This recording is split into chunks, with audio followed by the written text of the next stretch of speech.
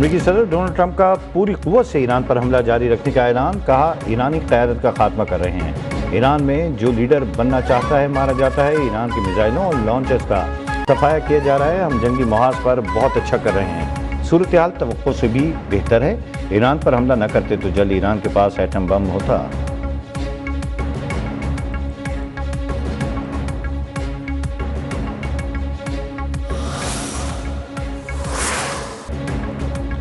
امریکہ اور اسرائیل کی جارحیت میں شدت، ایران پر مسلسل حملے، اسرائیلی فوج کی تہران کے مشرق میں واقع بڑے ایرانی عسکری کمپلیکس پر وسیع پیمانے پر فضائی حملے، نشانہ بنائے گئے مقام میں پاسداران انقلاب قدس فورس، ایرانی فوجی انٹیلیجنس اور دیگر سیکیورٹی یونٹ شامل تھے۔ ہمدان، اصفہان، شیراز، قم، یزد، فارس میں بمباری، شہداء کی مجموعی تعداد 1097 ہو گئی۔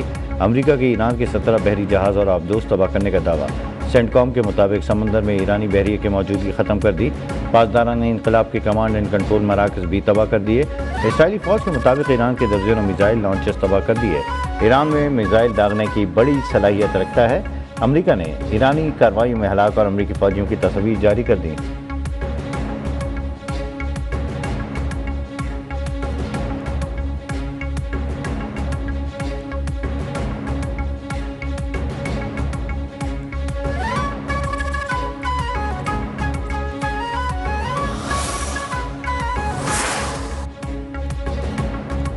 ایران کا امریکہ اور اسرائیلی جارحیت پر منہ توڑ جواب، اسرائیل مستقل نشانے پر حملوں کی نئی لہر میں صہیونی ریاست میں میزائلوں کی بارش، اسرائیلی حکام نے کہا زیادہ تر میزائل فضا میں تباہ کر دیے۔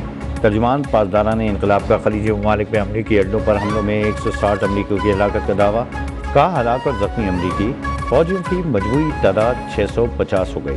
ایرانی پاسداران انقلاب نے کہا کہ آبدائے ہرمز میں مکمل کنٹرول حاصل کر لیا، وارننگز نظر انداز کرنے پر 10 آئل ٹینکرز کو نشانہ بنایا گیا۔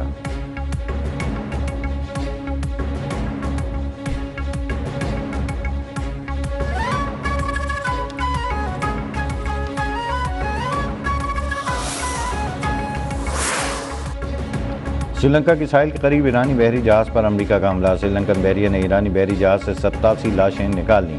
حکام کے مطابق جہاز میں تقریباً 180 افراد سوار تھے۔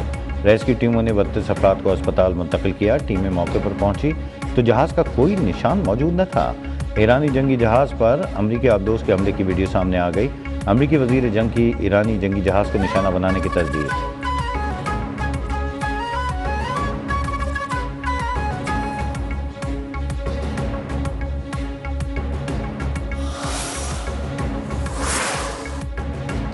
امریکی اور اسرائیلی جارحیت نے اپنے دفاع کے سوا رستہ نہیں چھوڑا، ہم ہمسایہ اور برادر ممالک کی قیادت کا احترام کرتے ہیں۔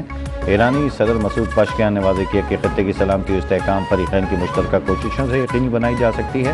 علی لاریجانی نے کہا کہ ٹرمپ نے نیتن یاہو کی بچگانہ خواہشات پر امریکہ کو جنگ میں دھکیل دیا، چند دنوں میں 500 امریکی فوجی جنگ میں مارے جا چکے۔ سوال کیا، ٹرمپ بتائیں کیا اب بھی ان کا نعرہ امریکہ سب سے پہلے ہے یا اسرائیل سب سے پہلے؟ خبردار کیا، آیت اللہ خامنائی کی شہادت کی بڑی قیمت چکانا ہوگی۔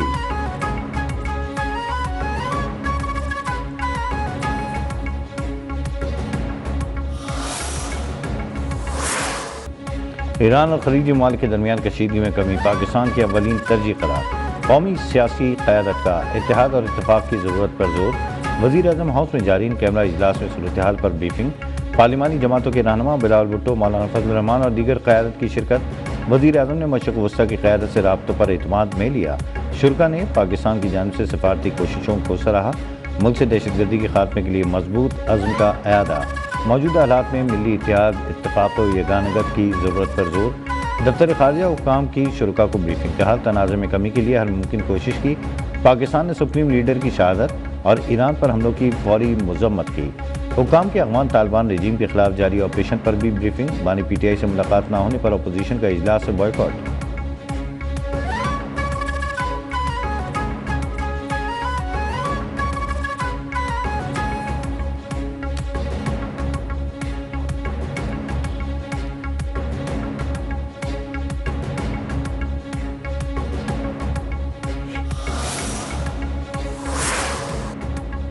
پاکستان میں دہشت گردی کے لیے افغان سرزمین کا استعمال ناقابل قبول ہے، سرحد پار سے پیدا ہونے والے خطرات سے نمٹنے کے لیے تمام ضروری اقدامات کیے جائیں گے۔ دونوں فریقین کے درمیان امن صرف اسی صورت میں قائم ہو سکتا ہے جب افغان طالبان دہشت گردی اور دہشت گرد تنظیموں کی حمایت ترک کر دیں۔ فیلڈ مارشل سید عاصم منیر کا دو ٹوک اعلان۔ چیف آف ڈیفنس فورسز کا جنوبی وزیرستان کا دورہ، مغربی سرحد اور آپریشنل تیاریوں پر بریفنگ دی گئی۔ آپریشن غزب للحق میں تازہ پیش رفت سے آگاہ کیا گیا۔ آرمی چیف کی یادگار شہداء پر حاضری، پھول رکھے، فاتح خوانی کی، اگلے مورچوں پر تعینات افسران اور جوانوں سے بات چیت۔ جاری جھڑپوں کے دوران غیر متزلزل پیشہ ورانہ مہارت، آپریشنل تیاری اور بلند حوصلے کو سراہا۔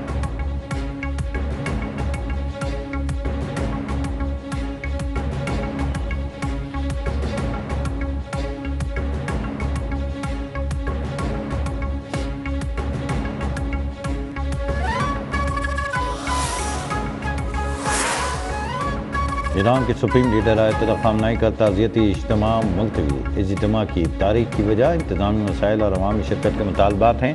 اعلیٰ ایرانی قیادت کے مطابق تعزیتی اجتماع میں مختلف صوبوں کے لوگوں کی جانب سے تقریب میں شرکت کی درخواستیں بھی ملی۔ حالات بہتر ہونے پر تاریخ کا دوبارہ اعلان کیا جائے گا۔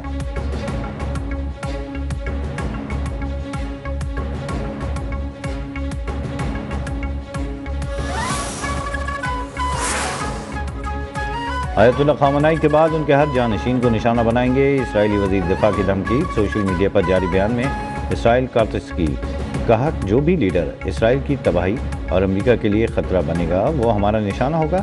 آیت اللہ خامنہئی کی کسی بھی جانشین کو ختم کرنے کا ارادہ رکھتے ہیں۔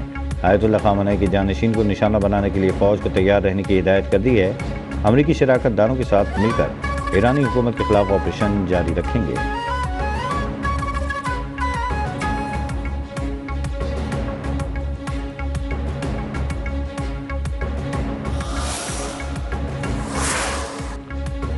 ایک ہفتے میں ایرانی حملوں پر مکمل قابو پا لیں گے۔ ایران پر بھرپور وار کر رہے ہیں، وہ گرنے کے قریب ہے۔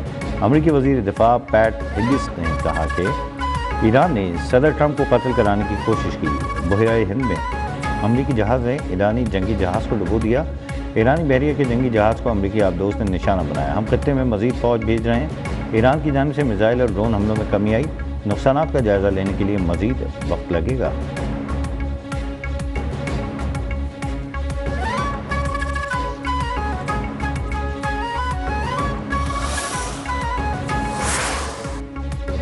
ایران جنگ غیر قانونی اور جھوٹ پر مبنی قرار۔ امریکی سینٹ کے ڈیموکریٹک سینیٹر ایلزابتھ وارن کی ٹرمپ انتظامیہ پر شدید تنقید۔ کہا، ٹرمپ انتظامیہ کے پاس واضح حکمت عملی نہیں، جنگ کا جواز بار بار بدل رہا ہے۔ ڈیموکریٹک لیڈر چیک اسپیکر کی منصوبہ بندی کی کمی پر تشویش۔ سینیٹر برنی سینڈرز بولے، نیتن یاہو کی ایران جنگ کی خواہش پوری ہوئی۔ نیتن یاہو کو امریکی اربوں ڈالر فراہم کیے گئے۔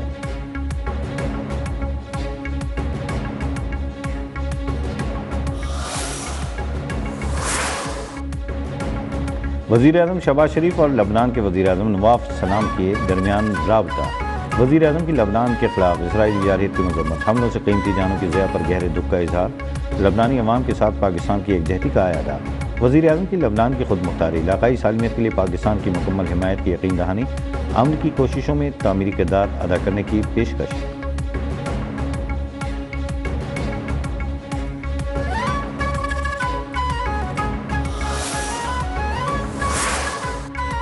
نائب وزیر اعظم و وزیر خارجہ اسحاق ڈار کا ایرانی سفارت خانے کا دورہ۔ ایرانی سپریم لیڈر آیت اللہ سید علی خامنہئی کی شہادت پر تعزیت کا اظہار۔ کہا، پاکستان ایرانی عوام کے دکھ میں برابر کا شریک ہے۔ ایران کے ساتھ اس مشکل گھڑی میں مکمل یکجہتی کا اعادہ کرتے ہیں۔